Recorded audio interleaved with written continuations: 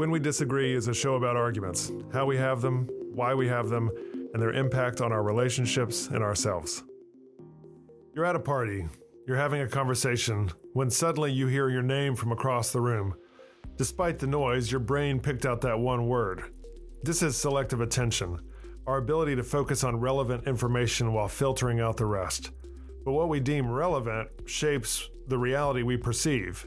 In disagreements, selective attention means we're literally experiencing different versions of the same events. Selective attention makes every argument feel obvious. In a heated discussion with your spouse, you notice every eye roll, sigh, folded arms, and signs of dismissal. They notice your raised voice, your interruptions. Both of you miss moments of connection, the attempts at understanding, the signs of care. You're in the same conversation, but attending to very different data. Your realities can diverge based on what you notice. We can live in these parallel universes and occasionally collide with each other.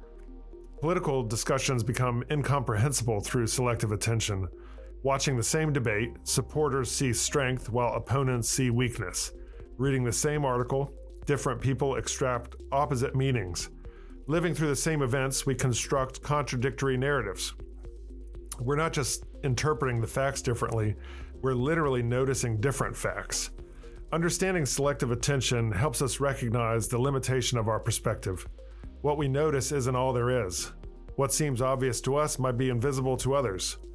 In disagreements, we can consciously redirect attention. What am I missing? What are they seeing that I'm not? Sometimes resolution requires not changing minds, but expanding attention to encompass more of what's actually there. I'm Michael Lee, Professor of Communication and Director of the Civility Initiative at the College of Charleston. Our guest today on When We Disagree is John Inazu.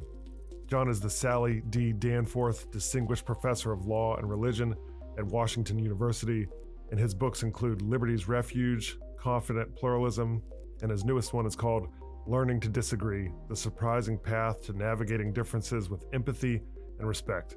John, tell us an argument story. Mike, great to be with you. So the story that comes top of mind is one that I touch on briefly in my latest book, but it's an argument with my dad, and it unfolded during a family vacation over Thanksgiving, and it was sort of the confluence of political disagreement and family parenting disagreements, and just the intensity of being in the same shared space, and it ended very, very poorly, and we didn't talk for over a year. And it is one that continues to be with me. I want to hear about the conflict and how it ended poorly, and of course that year-long hiatus y'all took, but just to start at a high level, why is it always Thanksgiving? Right. Yes. Well, as I tell lots of people, Thanksgiving is hard enough without the disagreement. So usually the best approach is just go there, show up, reconnect, have some food, and talk about football. And if there's anything simmering, leave it for a different conversation. The pressure is already high, and there's no need to exacerbate it with even more. And you didn't follow your own advice this time, it sounds like. Would you mind That is telling us what correct. was It was going a on? tremendous failure to heed my own advice. What happened between you and your dad?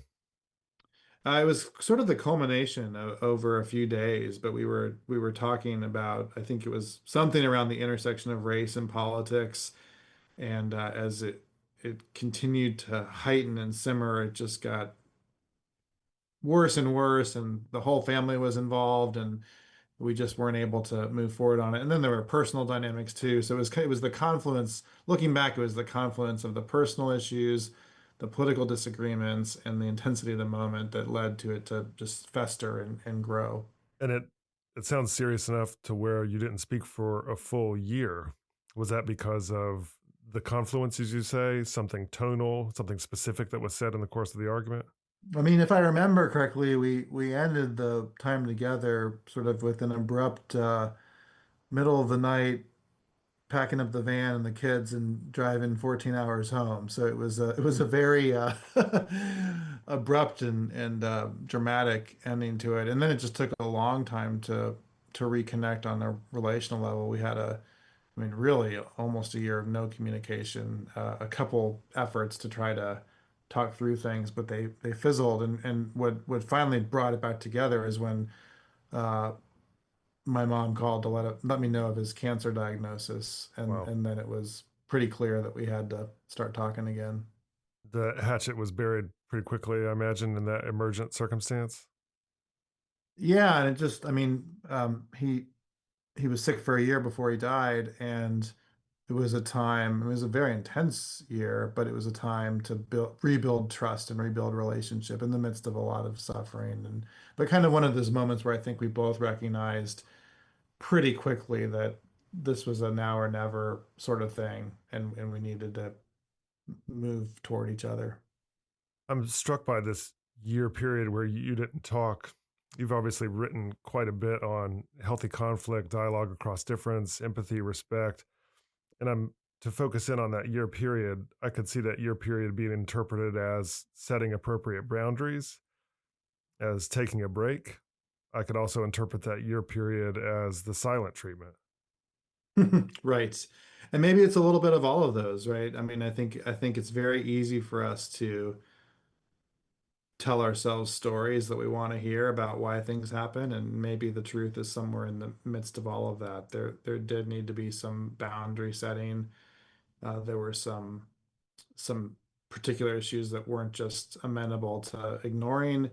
But there wasn't, I think in both directions, there wasn't a whole lot of effort really too. And so I think it's probably a useful example of how all of us have mixed motives and imperfect execution of our efforts, and it leads to the messiness that is sometimes relationships. Yeah. And in this moment, it sounds like there was a political angle to the conversation, as well as a personal and familial angle to the conversation, which kind of gets me to the question I wanted to ask you, which is if I was to ask you to give the culture and to give us all some advice about how we can disagree better, would that be different in different contexts? In other words, would you give me a particular set of advice about my family disagreements, but maybe different advice about my political disagreements? For sure. And sometimes, I mean, this actually does go back to your earlier question about boundaries. As finite human beings, we just have to set boundaries all the time. So we can't actually figure out disagreement with everyone in our lives. We've got to prioritize what makes sense and count the cost about what relationships are worth investing in. I don't think we can do this online, so we need to figure out what are the face-to-face and the deepest and most personal connections, whether it's family or friends, where we want to pursue these disagreements. Sometimes it's maybe not close friends, but it's colleagues in the workplace or others who surround us in our daily lives. But it can't be about disembodied abstractions online because we're not going to make any progress, and it's probably just going to waste our time and other people's time too. If I can restate your case and make sure that I'm getting this right, your point is to sort of figure out what the goal is for the relationship and work your way backwards, perhaps to topics and techniques that work for that moment, as opposed to saying we always have to be talking about the thorniest issues all of the time.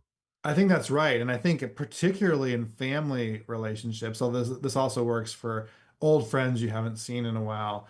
It can be very easy to assume a familiarity and a common ground that might have once been there, but maybe is not there anymore. And so the first step toward better disagreement in those relationships might actually be figuring out what your ongoing shared humanity and common ground is. And that might just be doing very ordinary things for a period of time before you try to tackle the hard disagreements. Sometimes common ground gets interpreted as shared beliefs about the world, but it doesn't sound like you mean that in the sense that common ground could be we both like pickleball, even though we disagree about literally everything else in our lives.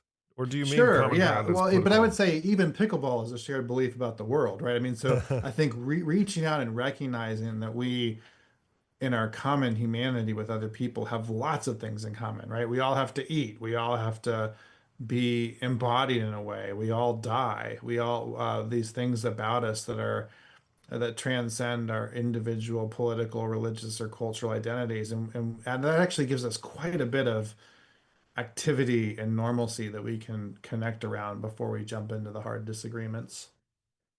You said you don't think some of this work can be done online, which I'm struck by because sometimes amongst folks who are talking about better disagreements, and I'm certainly one of them, the advice is that we can radicalize and get meaner online, but that any reparative repairing work has to be done in person. And I'm struck by that asymmetry. So, will you say a little bit more about why you don't think there is much of a space for improving disagreeing online?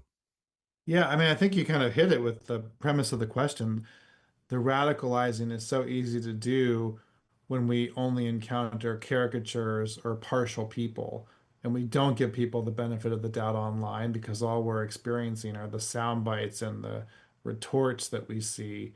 We're not thinking about the person we work with, our neighbor, the person we're doing life with, and so it's very easy to pour into distrust and to keep the prior assumptions going and maybe even rooted more deeply. There's actually some pretty interesting work by Chris Bale and others suggesting that even the best efforts to focus on agreement and better understanding online backfire because the algorithms and everything we're sent just reinforce the caricatures of the other side. So even when we get exposed to different arguments and inputs, they only reinforce our prior beliefs. This is something, a belief that I share, but in my darkest hours, it also can lead to some despair because if that's the case, then the culture radicalizes or grows more extreme or more intolerant at a rate that we can't match with face to face interactions. In other words, if we're trying to improve healthy conflict, debate, and dialogue one on one, then we're mopping up after a tsunami, and the water is going to keep coming faster than we can mop it.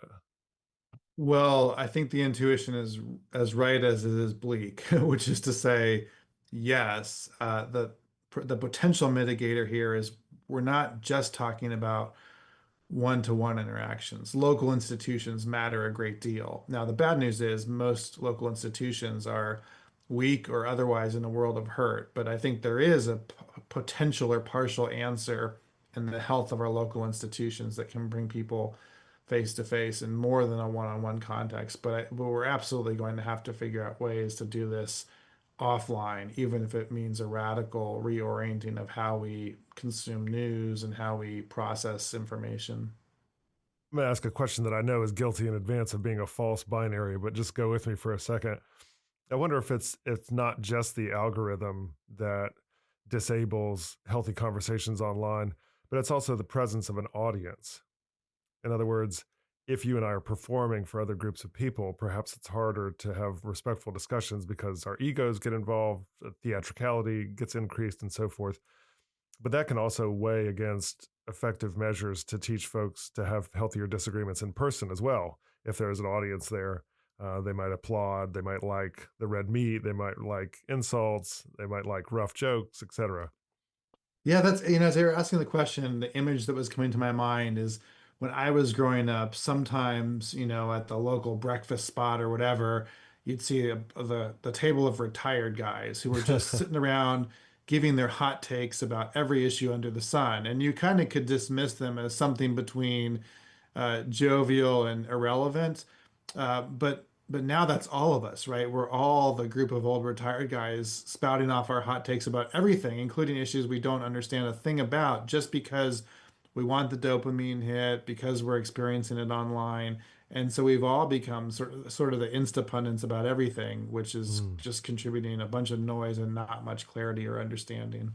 Yeah, and on one level, them sitting around theatrically talking about issues that they just read an article on that morning, it can produce a kind of like an eye roll in many of us. But in another sense, I mean, that is the basis of democracy, sitting around the table with people who even frustrate you, kind of holding forth on stuff that you'll never quite completely understand. Well, I love the question. I don't know, actually. I mean, so what democracy certainly depends on an informed citizenry, and we can question the validity of that premise today.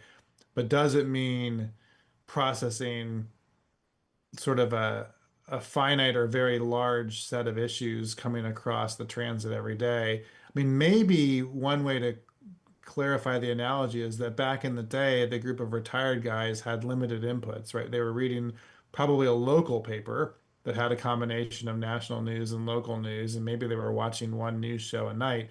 So the basket of information about which they could debate was somewhat limited. Whereas today, we just have this massive and constant input of issues all the time.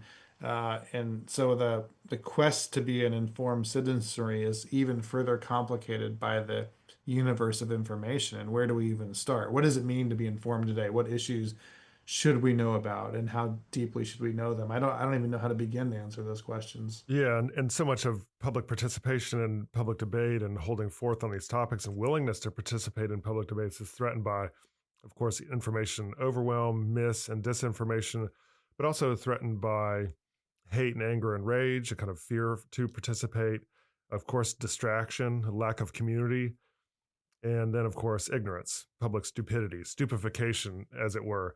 And I'm really struck by the example of the old guys, and for some reason, I'm imagining them as Muppets in my head. Uh, um, they really cut against all of that, right? They're sitting there arguing, they're reading. Maybe they're not reading everything, but they are reading something, and their participation is Yeah, unguided by I that. really So, like how we've sort of developed this analogy or this metaphor. And a huge difference is maybe the lack of performativity, right? There's no audience for those guys except for each other. They're just relating to one another. And the sole purpose of gathering is to talk to each other. The people around them are kind of an afterthought. They might not even notice them. Whereas our online interactions are so often driven by performativity. We want someone to notice that we've liked the post, or we've weighed in, or we've expressed our right. support or disagreement with the issue of the day.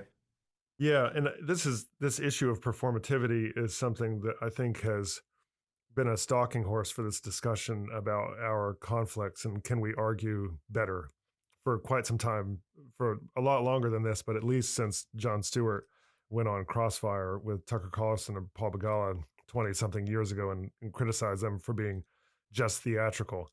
And it's a fair criticism if the goal of all debate is only theatricality, is only performativity.